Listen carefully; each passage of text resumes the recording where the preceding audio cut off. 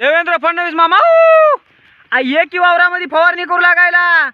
आहे जीवनाचा माया वाका व्हायला एकट्याचा कंड्या मोकळा व्हायला पाणी आणावं लागाले फवारणी करावं लागाले बापाला म्हणल्यानं बाप म्हणला जाय म्हणला आणि तुझ्या मामाला घेऊन जाय आणि तुम्ही दोघं जण फवारणी करा म्हणला। आता मवत काय वावरामध्ये काही चालणार आलंय म्हणला त्यानं तिथं बसून म्हणाले म्हणला वावरामधले यंदा पिकं चांगली आहेत मग तुझ्याच मामाला बोलव म्हणला आणि दोघं जण फवारणी करा म्हणला। मग तू येतोस की नाही म्हणालो मी माया जीवनाचा एकाचा कमी वाका व्हायला का माया जीवाला काय मामूली ताप आहे काय तिकडे गेले तर ढोराचा चारा पाणी इकडे आलं तर सोयाबीनची फवारणी मग आता एक जणाला फवारणी करावं लागते आणि एका जणाला पाणी आणावं लागते मग तू ये की पाणी आणून द्यायला म्हणालो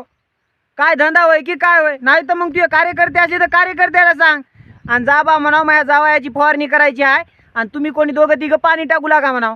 काय म्हणता सोय रे